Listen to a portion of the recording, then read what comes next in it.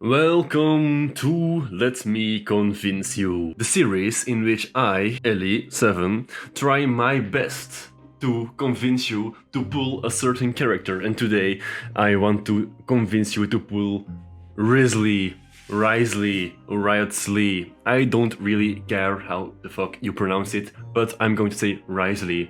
And my friends, I call for you to lay off the FURINA hype and reject meta and embrace the RIZZ.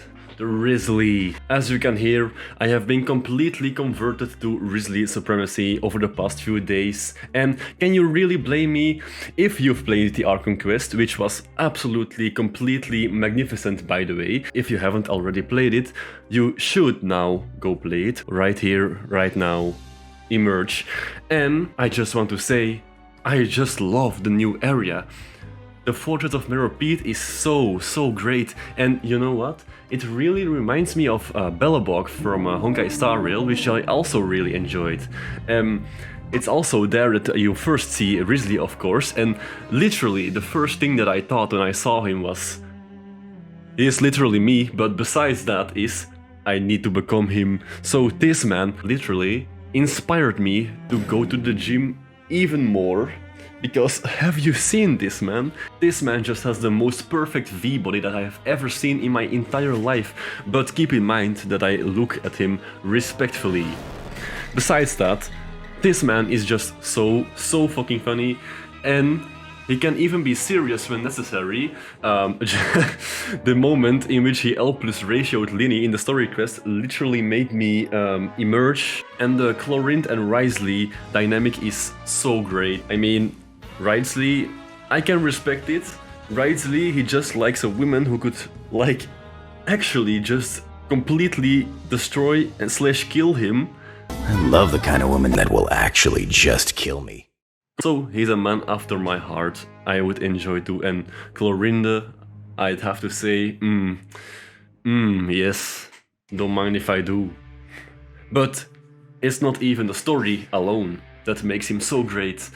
Don't you want to play a character that actually wrecks the enemy with them fists? It's time to get physical. Discombobulate.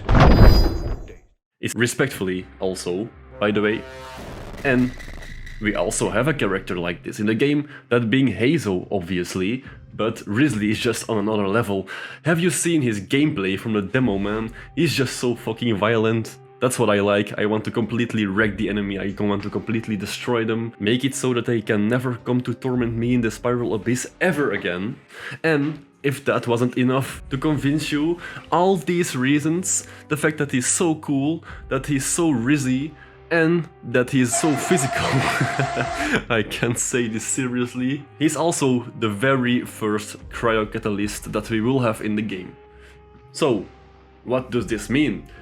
Catalyst is obviously very unique, but now we can actually play really strong freeze teams with RIZZ, and I do not want you to pull for FURINA because obviously I'm trying to convince you right now to pull for RIZZ, but if you do have the spare Primogems to pull FURINA, then you can also play some great freeze teams with her, because I bet all my money that RIZZ will have some really great synergy with FURINA. I mean, every single Fontaine character will have some great synergy with FURINA, in some way, I think.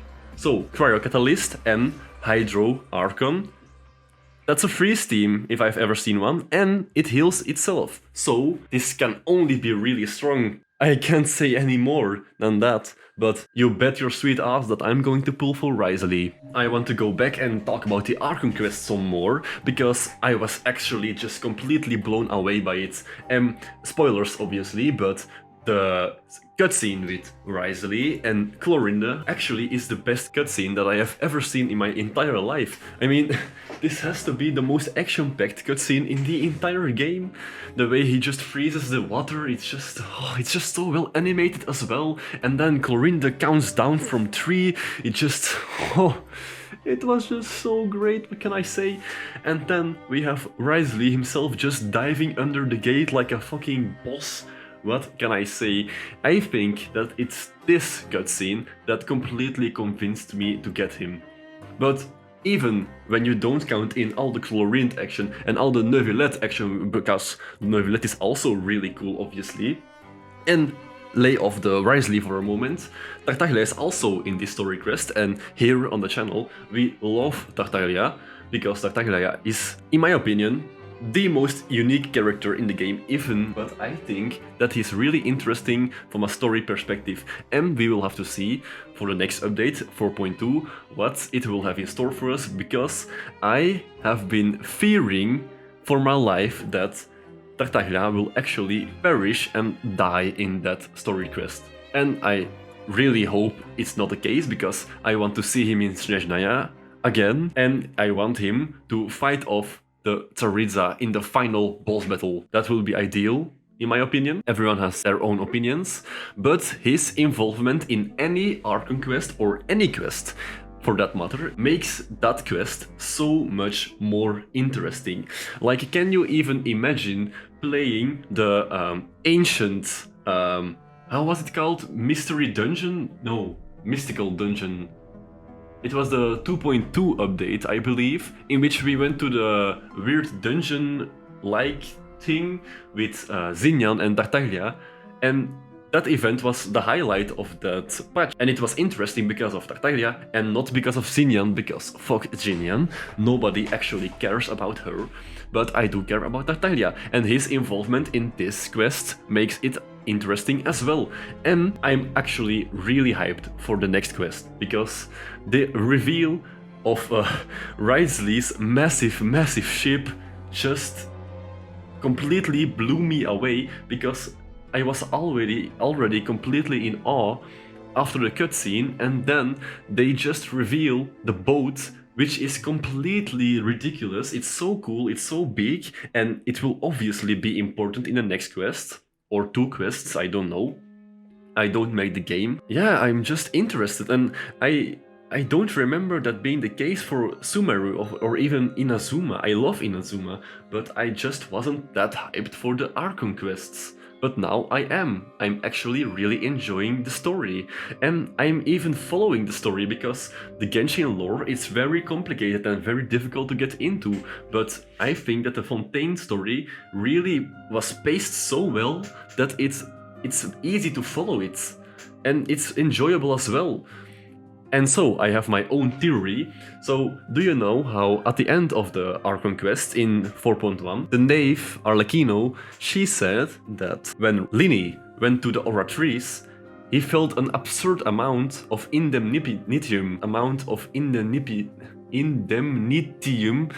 wow, that's really difficult to pronounce. But in any case, it's the weird stuff that the Oratrice produces, which in the Oratrice also has the gnosis of FURINA, I think, because FURINA doesn't have it, apparently. The Oratrice, it produces the indemnitium, and the indemnitium is going to be used to power the massive boat that we saw in Wriothesleigh's cutscene. It's really so simple, and the reason why I think this is like actually almost confirmed is that FURINA also had a chat with Arlecchino at the end of the cutscene, in which we had to defend her, and she became really mad at her because Arlecchina was accusing her of doing nothing for Fontaine, which is seemingly true, but I won't blame anyone yet, because I think that FURINA is actually working together with Wriothesleigh to construct the massive boat, which is being powered by indemnitium, which is produced by the Oratrice. It all makes sense, really.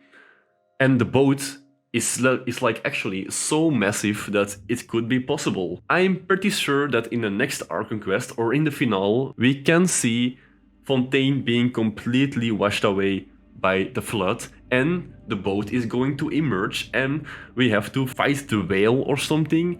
I don't really know, because how Tartaglia is going to fit in this story, I don't really understand yet. But I'm getting sidetracked here. The video is about Wriothesleigh and not about the story, but I just like the story so much that I couldn't help to talk about it. But Wriothesleigh, my friends, Genshin Impact, it's a PvE game. That means no player versus player. Maybe in TCG, but we don't want to talk about TCG right now. And this means that you do not need to pull for meta. And the majority of the Genshin players have been playing for a long time, so it has to be the case that you at least have 2 strong teams with which you can beat the Spiral Abyss. It has to be possible. So why would you still pull for meta characters when you can just pull for what you like? It's not something that I do because I still like pulling for meta for some reason, but Wriothesleigh is an exception. I want him so badly that I'm going to pull for him even if he isn't meta, which we do not know, by the way, because I do not look at leaks, I do not look at calculations by the Tiro crafters.